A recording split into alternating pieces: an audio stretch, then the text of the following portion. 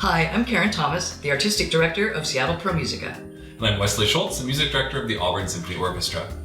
And we're here today to talk about our upcoming collaboration of 2 concerts on May 4 and 5 of Ralph Vaughan Williams' A Sea Symphony and 2 other works.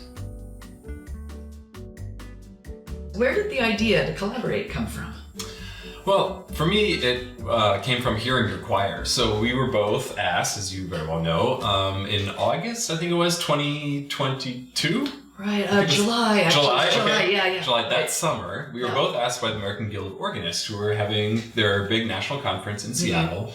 And part of those events when they come to town is they do these big closing concerts, right? And so you were asked, the Seattle Pro Musica were asked to sing as a part of that and perform with an organist, and my orchestra was asked to perform in tandem with an organist. And that was actually, embarrassingly, my first time hearing your choir. And I was just sitting out in the audience, and they were sitting next to my executive director, hearing you sing at the concert, and I just turned over and was like, oh my gosh, they are so fantastic. Oh, how musical you. your conducting was, and how wonderful this choir was. And I just said, we have to do something with them. We just have to partner. I mean, this is such an incredible choir. And so I think I just hounded you. And, and then eventually you said yes. And so here we are.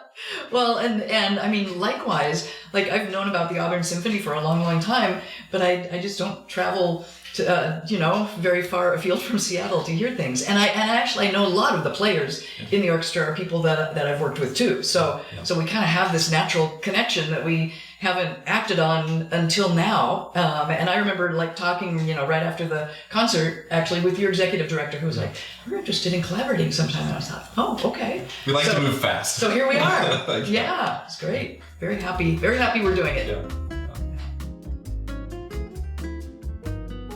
How did we come about picking a Sea Symphony?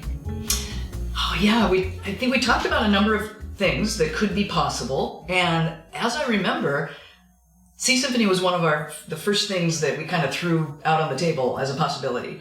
Yeah. And I mean, for me, it's a piece I've wanted to do for a long, long time. Mm-hmm. So it fit really well. I think we looked at all sorts of things and thought, well, this could work, but it's not quite as good a fit. Sea Symphony just seemed like absolutely the best fit and such a magnificent piece.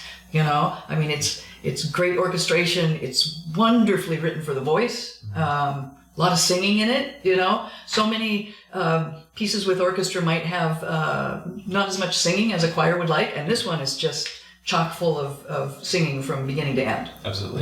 Which I love. It's just such a great work. Yeah, I remembered as well, just you had a lot of really fantastic ideas and introduced me to a lot of new repertoire that I got to listen to. And I think we just have those sort of on the back burner for now. Mm-hmm. And like you said, just kind of coming to the forefront, a Sea Symphony of just fitting maybe the parameters of this first collaboration. Like you say, I think it has a great message, and it's such a well-written piece that will resonate, I think, with our audience at this time. Yeah, absolutely agree. What is your favorite part in a Sea Symphony? Big question. I really can't isolate one, but because there's so many. It's a 60-minute piece. But a couple moments that stand out, rattling them off. The very opening of the symphony is itself an iconic moment of how this brass intone, this very menacing sort of sounding fanfare. And the choir answers it, and then it just opens up immediately into this beautiful, like glorious sunrise sort of thing. And we're just meant to look out at the sea and marvel at its majesty, essentially. And that's a really big moment in the symphony. But I really love also the intimate moments. The opening of the second movement, the opening of the fourth movement. You just have these very quiet, serene, contemplative moments where the music and the text mirror one another. We're just meant to be a little bit in awe of the world in which we inhabit, and perhaps even thinking about humanity and our place in it, and how we are both in this expansive space, but yet we're also collectively in this expansive space together. And so I think I find a lot of meaning and joy in those moments. Yeah, that's great. Beautiful. What is your favorite part of a Sea Symphony? Do I have to choose?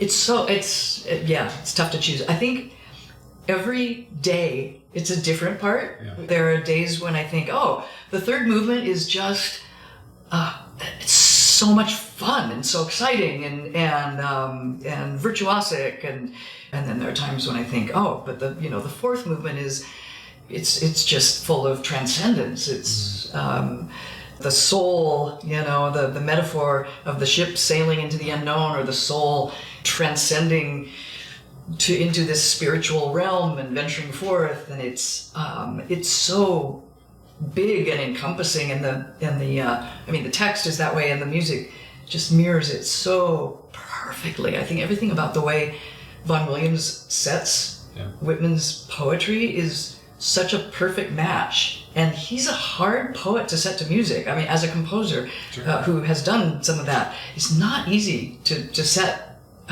his stuff, but Vaughan Williams just really found the way to make all these different facets of the text. I mean, from the business of listing out different aspects of sea ships, which seems a little mundane, but it becomes very exciting and interesting, and from that to the much more metaphysical, spiritual realm of who are we as people in this vast, as Whitman says, this vast rondure spinning in space, this globe of the earth, which is one of many. It's just, it's stunning writing on so many levels. Yeah. Sea Symphony is one of these pieces that baritones love. Every baritone wants to sing this piece. Can you tell us a little bit about our soloist? Yeah, it's a meaty part for sure.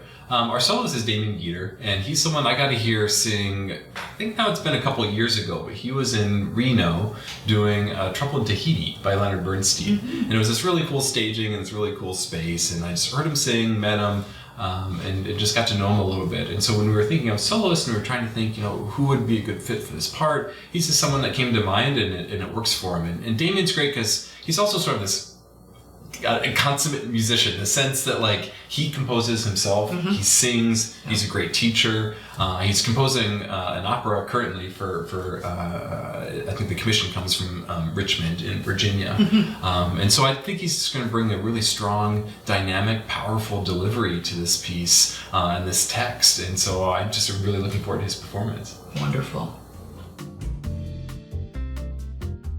Tell me about our soprano soloist for a Sea Symphony. Right. So this work calls for just two soloists, unlike a lot of big choral orchestral works that might call for four. This is baritone and soprano, and our soprano is Susan Payne O'Brien, fantastic singer, and it's a really interesting part because it calls for big drama as well as just floaty, serene gentleness. So you have to have somebody who's quite versatile, which she is, and just has the voice that works so well for this piece. And she's now in Seattle, but did work for a while in Chicago, and also has worked as a stage director and coach as well as a singer. And so she really has an understanding of the drama of how to deliver, even just a concert work, an oratorio, to have that internal drama of communication. She understands so well. Sounds great. What is the Bosun's Mate Overture?